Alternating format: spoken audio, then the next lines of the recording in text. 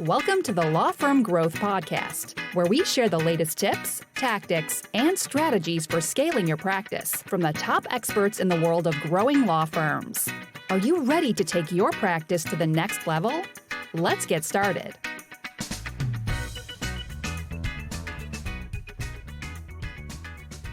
Hey everybody, welcome back to the Law Firm Growth Podcast. I'm your host as always, Jan Roos, and I am here with a very exciting guest in Kevin Brick. So Kevin is the managing partner of Brick Business Law. And just based on the pre-call, I think we got a lot of really interesting stuff to talk about, not least of which is his very impressive growth over the last 3 years, pacing at 369%, which put him in the top 50 in the Law Firm 500, which is super impressive. So thanks for coming on the show, Kevin. Thank you. I'm glad to be on with you. Okay, awesome. And now just to kind of hop into this, as far as a little bit of the stuff we were talking about on the pre-chat, we've got a situation where, and I think I'm trying to think where I heard this quote, but I heard there are lawyers and there are businesses that sell legal services. And I think you guys are firmly in the second camp. So I wanted to ask you, what kind of led to your focus to shift on more of running the business as a business?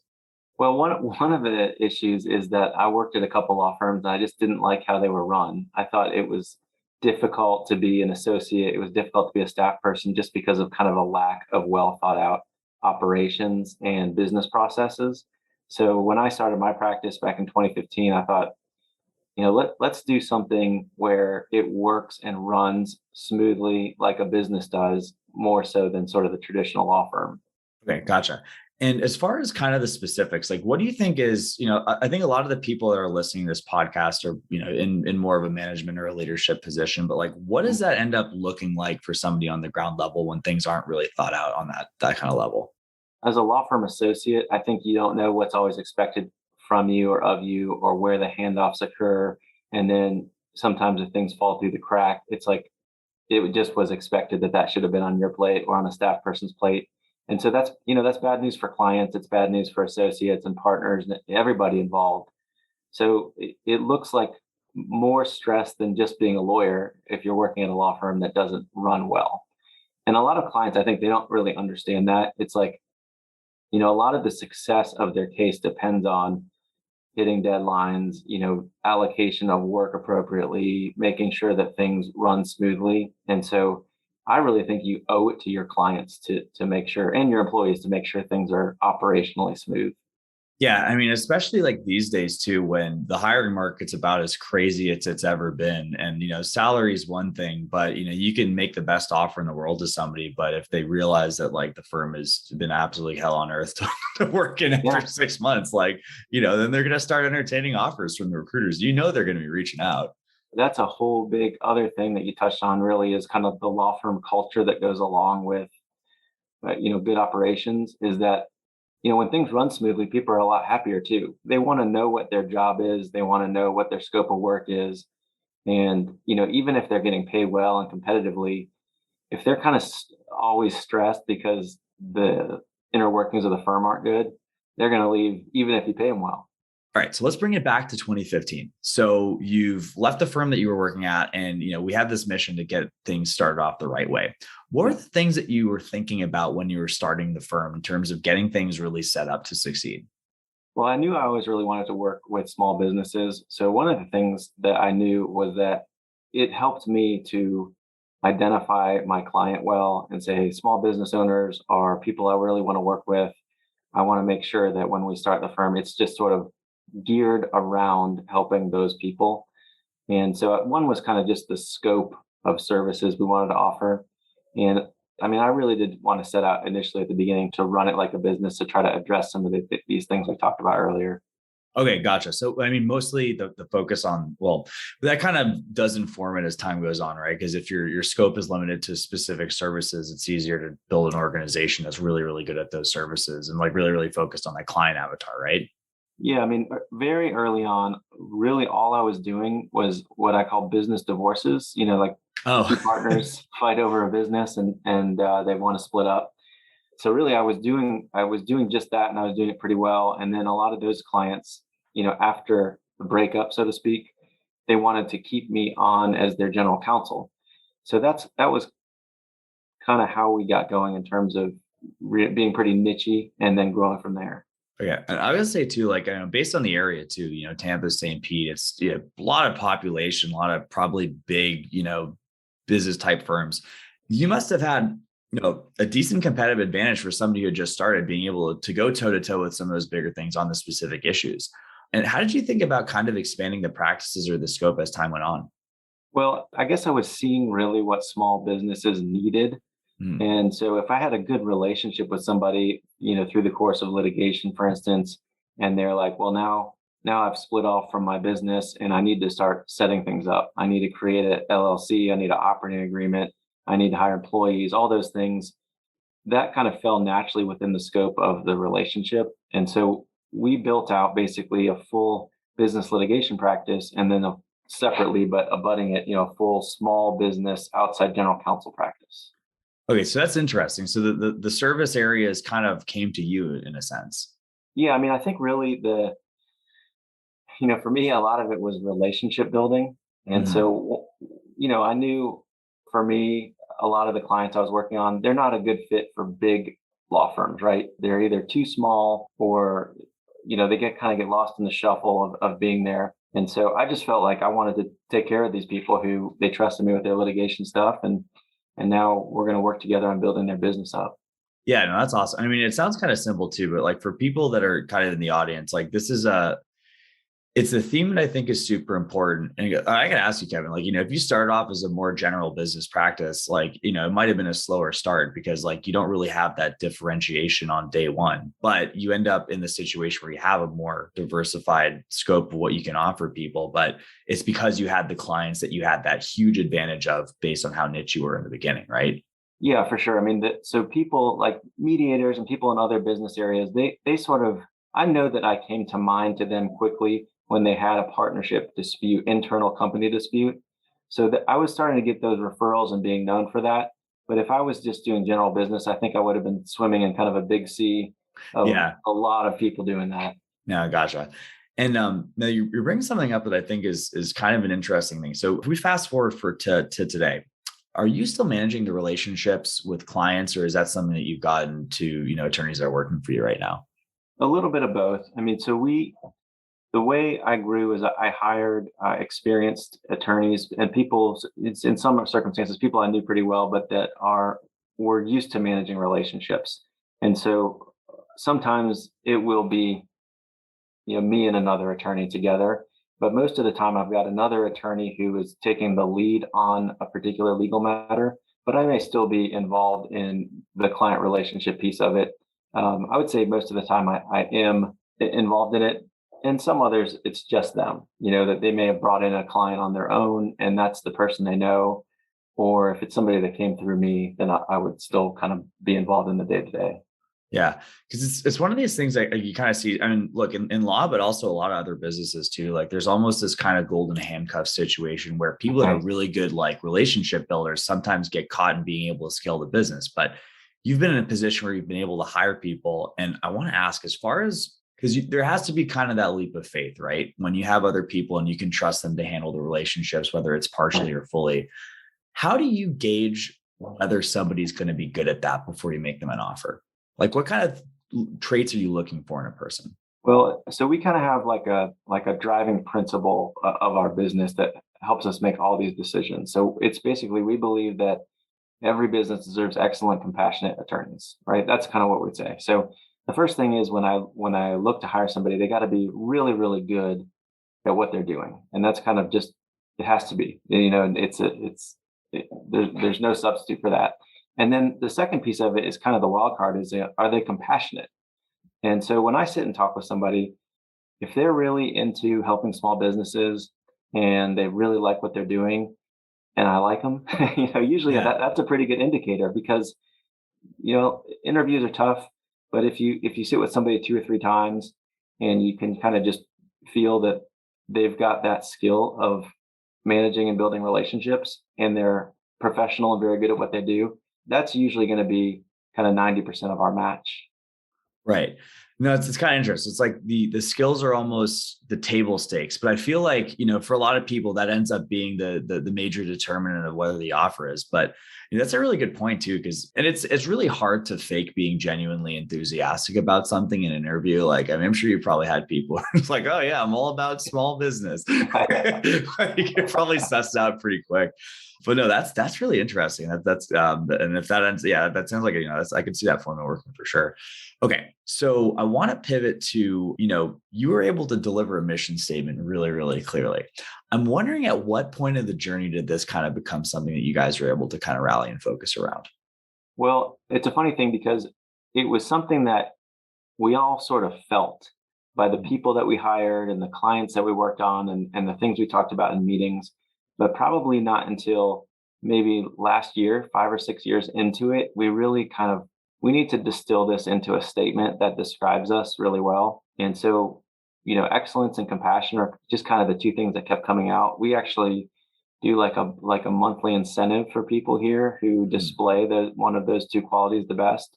And so we actually reward, excellent work and compassion on a regular basis. Okay, that's super cool. And I'm actually kind of interested in this for Kpis as well. How do you end up doing this? Is it like like a gift? Is it a lottery? Is it like public? Like what do you how do you end up running the incentive like super, super nuts and bolts? Yeah, I mean, we just basically put a flat amount of money on the table for kind of the person that does it, and anybody can nominate anybody. And each month, we'll have a award that goes to the person who kind of clearly was the one who displayed it the best. Okay.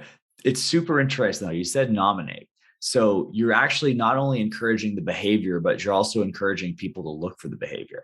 Yeah, exactly. So, I mean, right out of the gate, everybody, I mean, it's something that we're doing naturally. And so I wanted to make sure it's not just kind of, hey, another day at the office, we're doing something excellent, nobody's really noticing. Yeah. So everybody else is actually in a better position to notice this than I am because, they're working on teams, they're seeing client results, they're doing everything where, a paralegal might know, hey, this attorney was amazing in his hearing today, and it was just above and beyond and just kind of did a great job. And so that paralegal might nominate the attorney. Mm-hmm. No, that's super cool. And like, I think it's also just like such a virtuous cycle of being able to, I mean, it's like anything else. It's like what people focus on kind of becomes like more front and center in their awareness. And it's just like, especially, between the nominations and the awards, all this stuff too. You can imagine it was obviously there before, but just to kind of see that progress, it's a really, really interesting. Okay, now let's kind of shift back to it because you're now the managing partner, but in terms of how you ended up getting there, what were kind of the major things that you started to take off your plate first? And like, where are you at right now in terms of what you choose to focus your like time and energy on?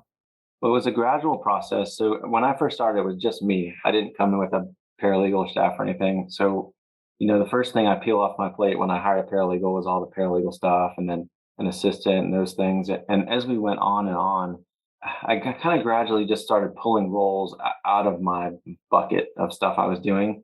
And so the last one really, when we started hiring associate litigators and some of my lead litigators were managing the cases, I kind of became a little more of a secondary role.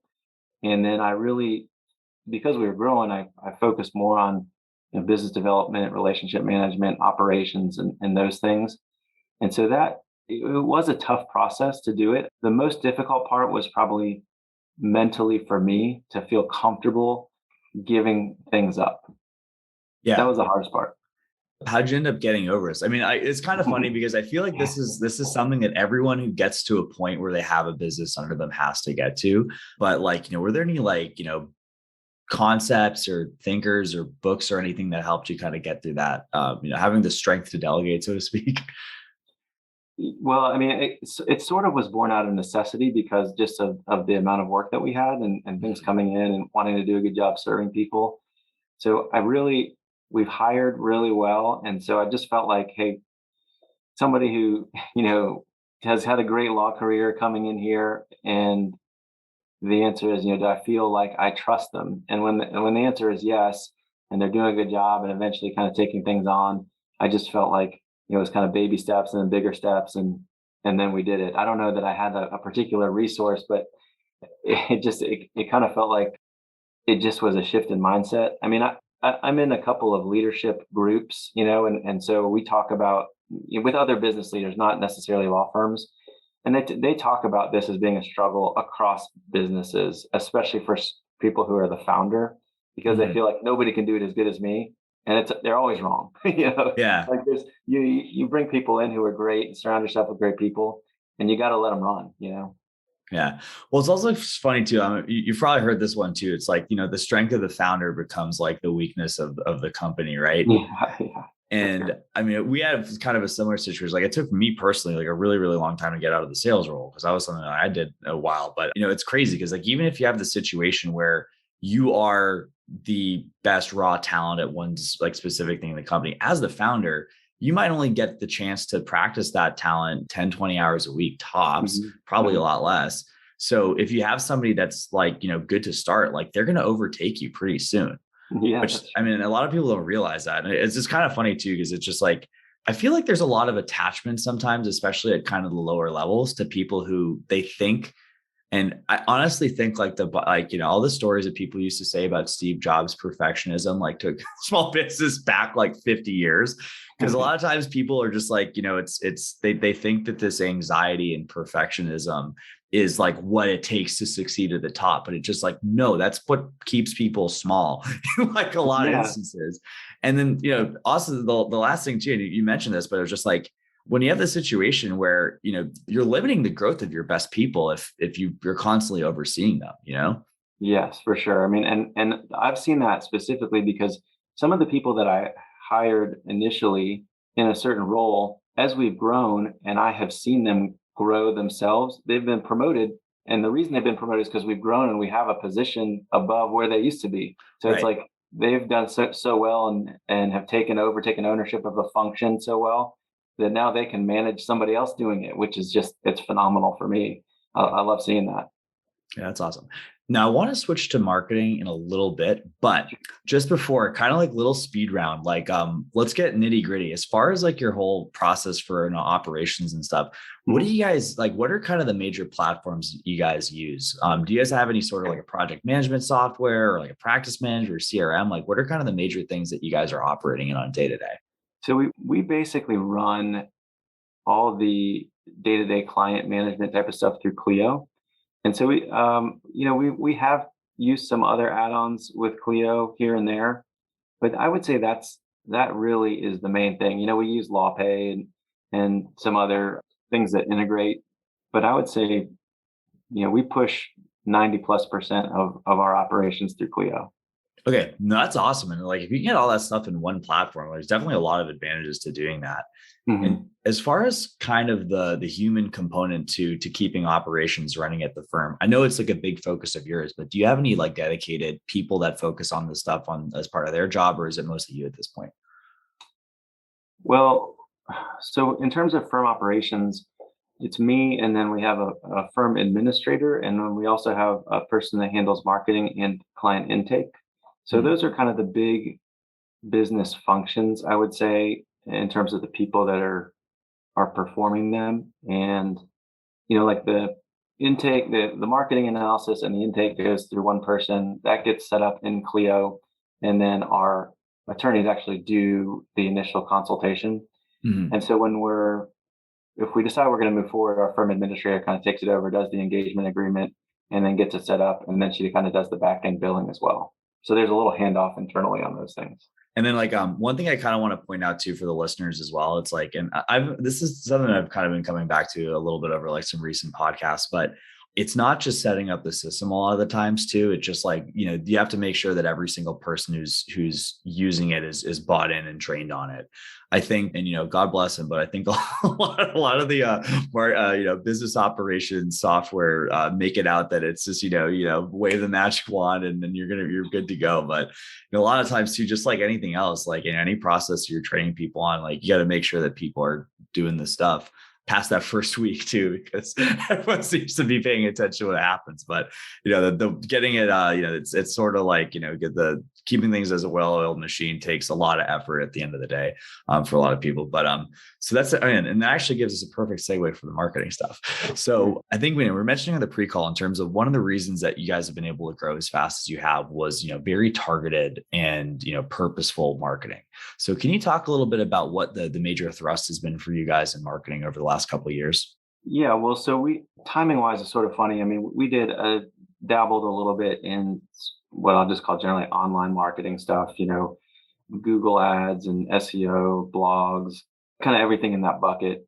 And then when 2020 came, I also, did some in-person stuff, business development. And so when 2020 came, we felt like, oh man, we don't really know where this is going to go, but I know I'm not going to be doing much in person for a while. So then we sort of switched gears and we pushed and focused a lot more kind of on our online marketing function. It was because we relied on that more. And, it's kind of, we've done a lot of stuff in it. So like I mentioned, we did directory listings on kind of some different platforms and tested those out. And we revamped our website. And, I think we're probably doing a lot of the same activities as others, but that was a purposeful focus from 2020 till now. Okay, gotcha. I want to double click on that last thing you said, because I think it's really important. If you're doing the same things as other people and other people aren't succeeding, what do you think you guys are doing differently? In terms of a marketing piece of it, we probably put a bigger focus in our budget on marketing than the traditional law firm that's kind of stable. So I'd say one thing is that there's a financial contribution to that we made, a financial commitment to that we made that's probably more significant than others. And then during that time, sometimes you put a lot of money into it and for instance, like you may get a lot of calls, but you're getting a lot of bad calls, unrelated to what your firm does, things like that. So then over the course of time, we've tried to tinker with it, figure out what's working, what's not, where's the better calls coming from. And so I think we probably have focused a little more on improving the quality of what we're doing, maybe than other firms. I mean, we have a full-time marketing manager, and a lot of what he does is analysis of where do the calls come from, how good are they, what are the sources. And so that's a function that it takes a lot of data to be able to work on it, but it also takes a lot of time and effort, and it's a full-time job for us. Yeah. Well, I kind of see a lot of commonalities just being in sort of the investment that you guys are making, right? Because and a lot of people think that begins and ends with the budget, but in these days, it's like you need budget to have data with which you can analyze. And, it's budget, but it's also the managerial bandwidth that you're committing in terms of, and also, probably clearing the way for other people who don't want to deal with, some zany lead, just like, hey, look, we're working towards something here. Let's get to it. And then finally having a full-time staff person to end up just getting all like the strings together. And I might have kind of I might have been leading the witness a little bit, because I think one of the situations as far as like what we see people failing at is like, hey, I'm doing ABO, this guy's doing ABO. Why is he winning? Why am I losing? I'm doing AdWords, this guy's doing AdWords. Why is he winning? Why am I losing? Or, probably the more ego protective people are saying, well, that guy's doing AdWords, I'm doing AdWords. It didn't work for me. So AdWords is impossible. It's no one's doing this. It's all a scam. Right. But it's just, once you kind of have the commitment and you're really going to make things work out and put, the money, the time, and the personnel behind it. It's like, I think that's how people end up succeeding in stuff that other people might think is impossible. It's probably the same. You might have had not that different of a first month than anyone else on these platforms, but like after sticking to it, you're probably in a much better place. Yeah, I think that's definitely true. It's something that, at the beginning I was managing it. And so I know the level of complexity that goes into trying to figure out what's working and what's not, and the frustrations that come along with it. And, we've tinkered with outsourcing, bringing stuff in-house, doing those different things. So it's a lot of work and it's a lot of commitment to drive that piece of it. But if that's part of your marketing plan, that's the commitment level, I think. That's also super interesting too, because I think kind of like going back to that whole Steve Jobs thing. It's like I think sometimes people just like obsess with having stuff like DIY, but to get to the point where you're at, where you're running a larger organization, it's like, you had to do it out of necessity at some point. But once you got to the point where that wasn't the highest and best use of your time, you're able to delegate in a much more informed way, right? Because it's like, you know what to expect. It's like the classic, I call this the mechanic's dilemma sometimes. It's like, if you don't know anything about your car, they can tell you need to replace your transmission when you got like low tire pressure, right? So like, right, yeah. I think marketing is one of those places with, like it's really tough to know because it's so damn complex, but it's the major kudos to just kind of getting that scaled up into the point where it's like off your plate too. It's not an easy transition for a lot of people. Well, I'll tell you one thing that I was falling into that lawyers, I think, just constantly do with everything is that they would rather do it all themselves than hire somebody or pay somebody to do anything. And I think that is such a huge trap because it's a value trap of your time, because somebody probably can do it better and you can focus on other things that you do better. And so that is just, that was, again, a sort of a mental hurdle that I had to get over. Yeah. And kind of on that note too, and you have an interesting cross section because you're working with attorneys, but you're also working with small businesses in general. Like, what do you think are some other common pitfalls that end up keeping businesses small? Because I work with the businesses, a lot of people that I see go into business, like they open a bakery because they're great at baking, right? Or whatever that is. And being the greatest baker is enough sometimes, and sometimes it's not. So being great at that job doesn't mean you can run a business well. And so that's kind of like, I see that a lot, somebody who's passionate, talented, but just either not committed to or doesn't have the knowledge to run the business side of it. I guess that's kind of along the same lines of what we're talking about, but that's a big pitfall, is not really having the understanding or commitment to turning your trade or your passion into a business.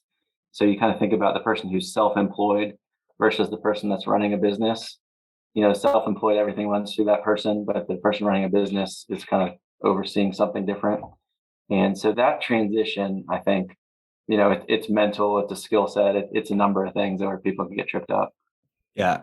Honestly, I think like the commitment is a huge factor too, because just like I think a lot of people you start off day one in business, you don't know any better. And you're like, I really want to be have like a business that's running itself.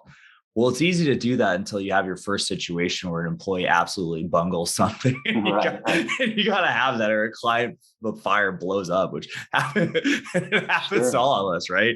Yeah. But I think also sometimes in those moments, it's like, people really have to discover. I mean, I think probably like, if somebody really is, and you see different kind of levels of like conviction with different people, I'm sure, right? There's people who are going to walk through fire for 10 years to get like what they want. There's people who are going to turn away at the first thing. And it's like, sometimes in those moments, like, I think it's important for people to like really take an inventory of like whether it's something they really want. Right.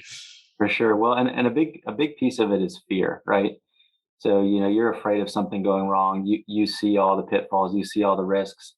And the deal is, are you more afraid of things going wrong than you are convicted that you want to go and get them, do them right? And so I see a lot of people in business and as lawyers who are growing kind of controlled by their own fears.